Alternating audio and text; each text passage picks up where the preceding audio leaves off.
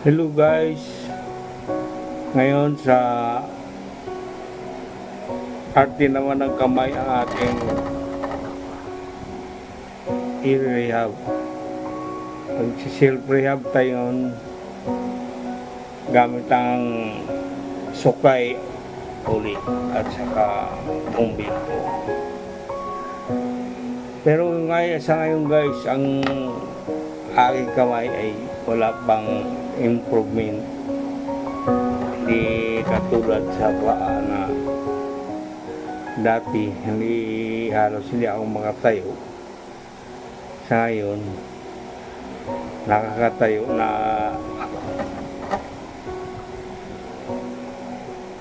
pero paika-ika pa rin maglakad. Kahit may alalay na tungkod, nakakalagad na ako bagsa. Pero dito talaga sa kamay, wala pa talaga. Wala pang improvement. Pero tuloy-tuloy pa rin ang ginagawa ko. Sa isang buwan, wala pa. Medyo sa kama lang, medyo may tersa ng kunti pag nakahiga ko. Pero sa dito pag nakatayo wala, talagang kalakas. Malambot naman siya, hindi naman siya naging stuck na yung stroke. Maano siya, weak lang gamay niya.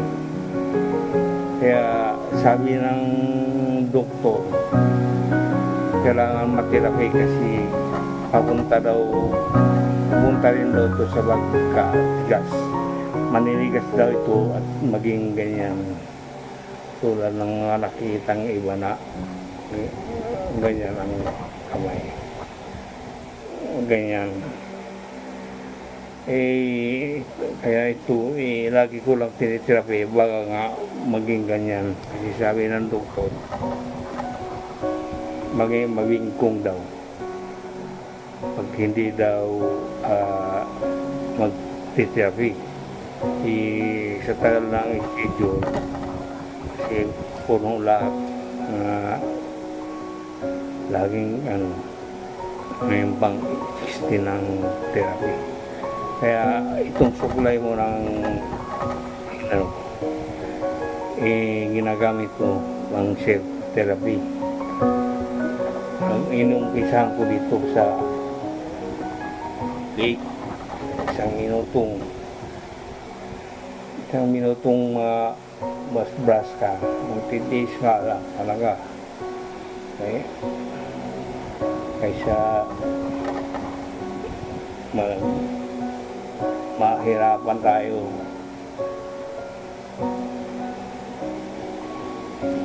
Tiyaga lang taga. Tiyagaan.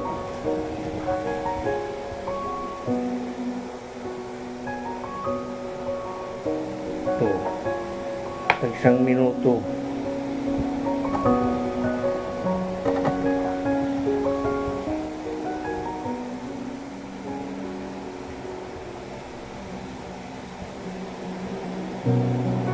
Mga muscle, mga rito, hanggang sa maabot oras.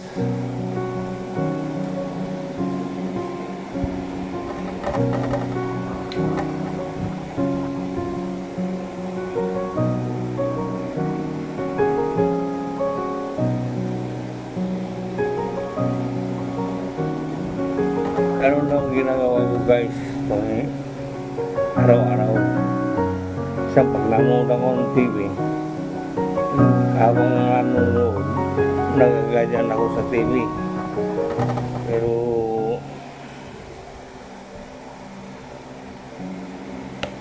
wala pa rin. Medyo mahina pa rin talaga. Malalaman ko to sa 16 kasi walang improvement. Ito ganyan.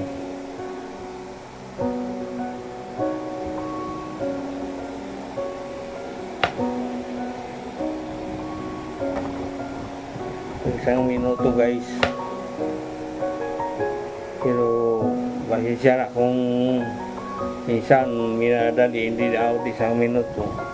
Nakangawit kasi itong kamay ko, isa lang kaliwa pa.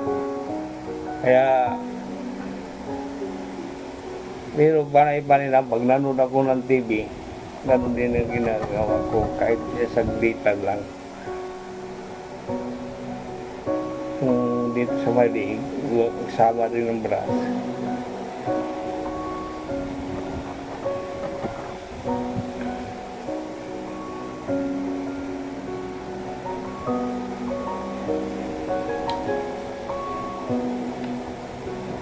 Kung anong ginawa ko sa paa, anong ginagawa ko sa kamay.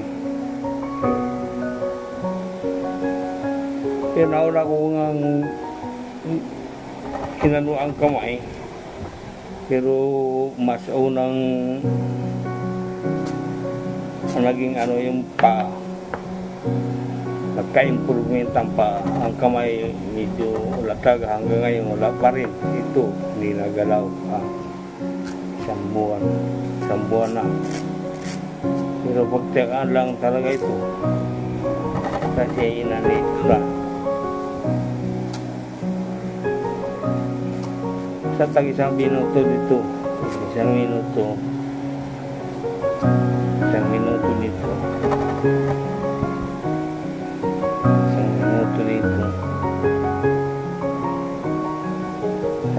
Ito lang dito.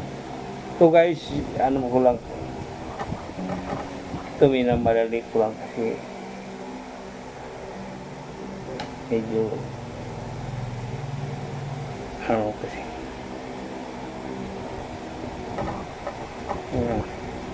so balik tayo yung kamay.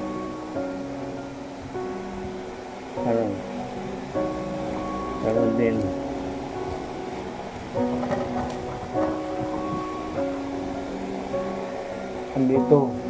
Dito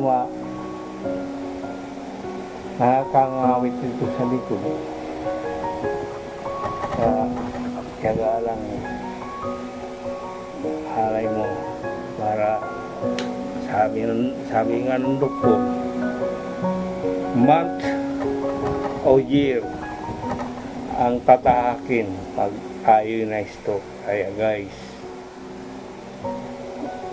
sinong nanonood na wala pang hindi pa na stroke, mag-iingat na may stroke. Ako guys, hindi ako high blood, low, tama lang BP ko 120 over 80, pero may diabetes ako, basta ka cholesterol. Hindi ko alam kung sa anong tumama sa akin, cholesterol o diabetes. Kaya pag may diabetes tayo guys, may cholesterol, ingat sa stroke. Tulad sa akin, hindi ko makakalain may stroke ako. Ang pagka-stroke ko guys, hindi bigla. Una, nabulol muna ako. Mga kalahating araw. Una na ano muna ako, kung tayo ko, medyo sumuray ako. Hindi ko alam na stroke yun. Nagsiyar ako. Tapos mga oras siguro nabulol ako.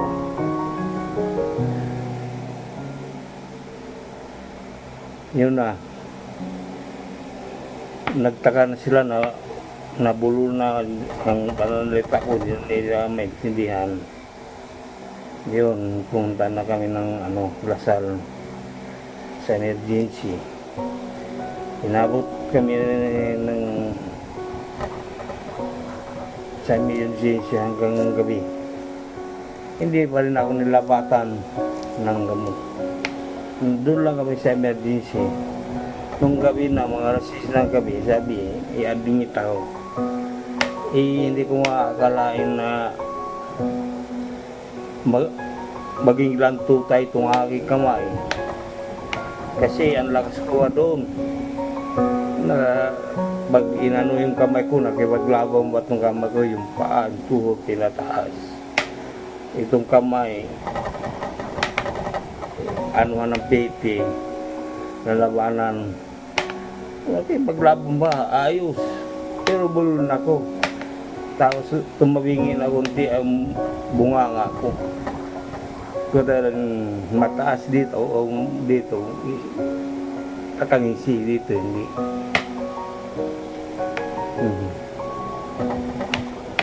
Kaya yan ang nagkapagbulol. Kaya lang guys, bas-bas lang na yun. Pinamuras. Dito. 10 minutes. Idalaan ko lang guys sa pinto para hindi rin ako mapagod. Nakakapagod din guys mag-brush pag isang minuto. Pero hindi naman talaga yung compulsory isang minuto. Nasa iyo naman yun. Kasi self-therapy nga. Pero sinasabi na ko lang 10 minuto.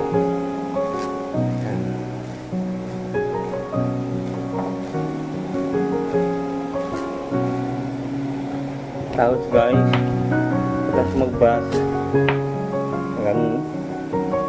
Ganunin ng kamay natin. Lalayan natin itong may stroke sa kanan. Kasi yun na may stroke. Kinaganon guys. Tapos ang brush. Ginaganon ko lang guys.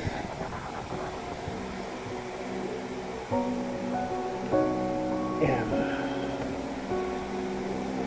10 guys. Kasi masakit itong ganito guys. Sakit. Kaya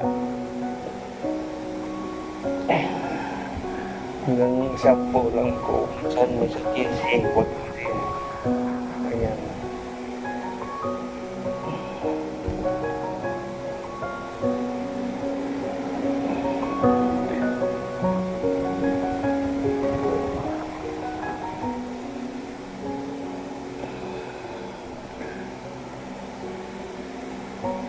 Hanggang kaya lang eh, masakit minsan ito.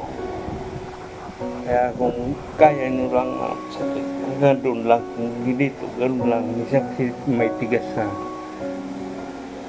Tapos hindi ba gano'ng matigas na. Kasi sabi ng doktor, titigas daw. Bibingkong. Pag hindi mo i-exercise, bibingkong daw ito.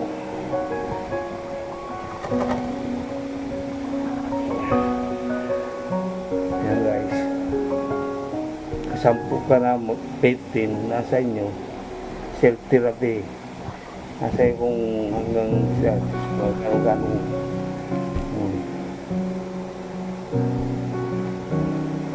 Kami din guys.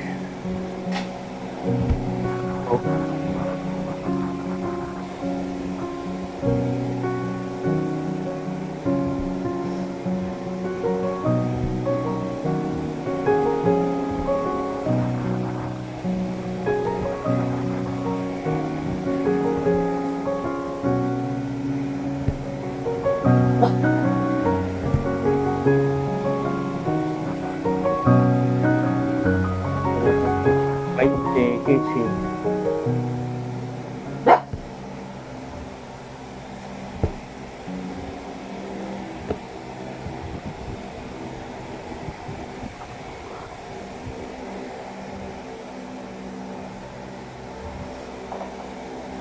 nasa inyo guys kung ano bang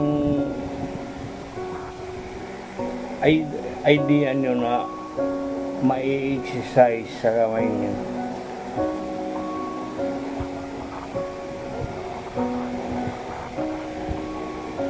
Kasi siyempre may isip naman tayo.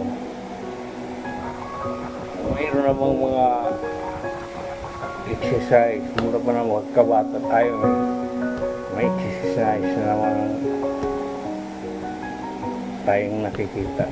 Kaya naman natin yung sundin. ma-exercise lang ang kamay.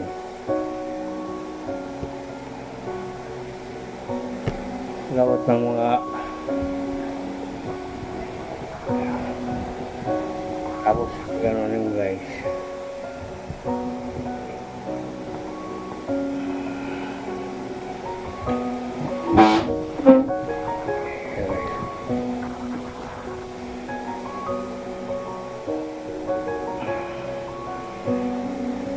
Ano guys,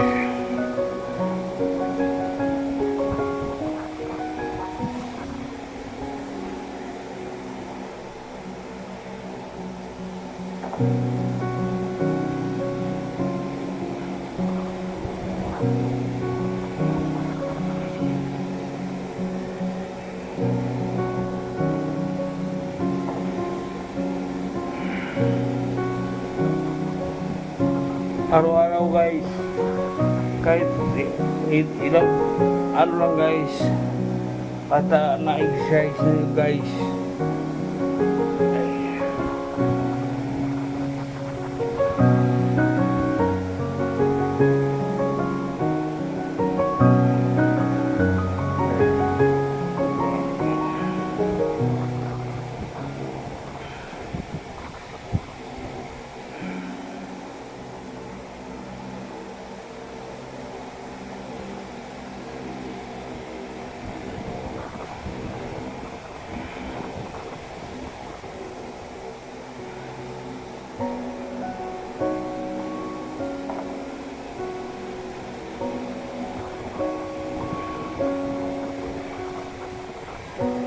Pag nagawa ito guys, araw-araw guys, hindi siguro guys nabingkong.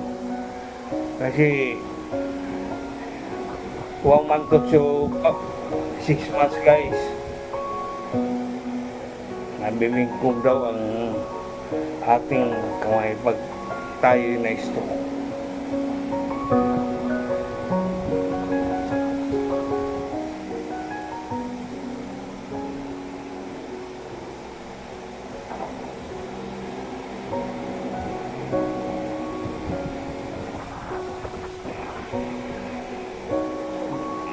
Ito na mo guys, kamuling guys.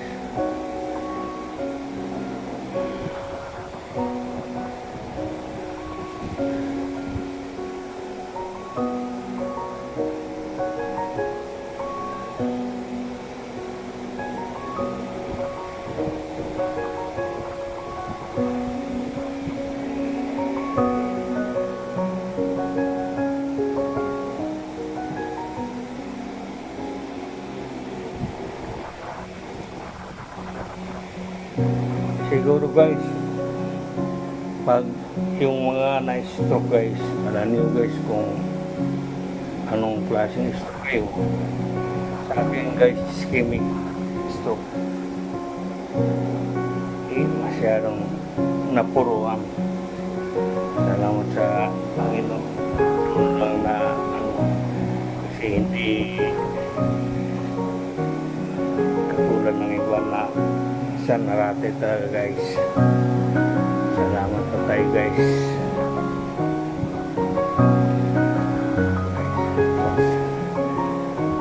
Guys, okay, malaglag malaglag guys. Ayan, malas na ito kayo masugo dito kayo, minsan natigas to. Kala mo ay ano, tigas na ito guys eh. Minsan tigas to eh.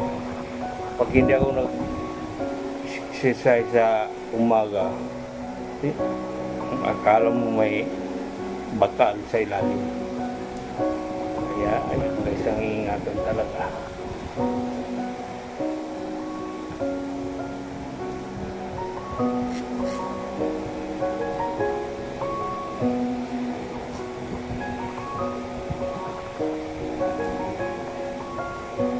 Guys, mga basic lang na self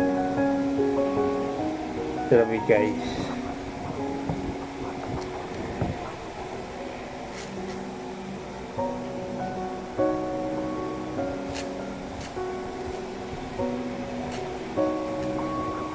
Hindi natin ingat ang kamay natin guys ng mga consequences pa to guys na mangyayari. Ang bababa pa guys, maglilingkong pag di natin alagaan.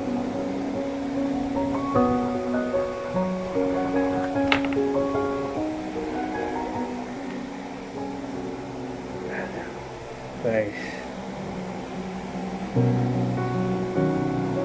ganun din guys.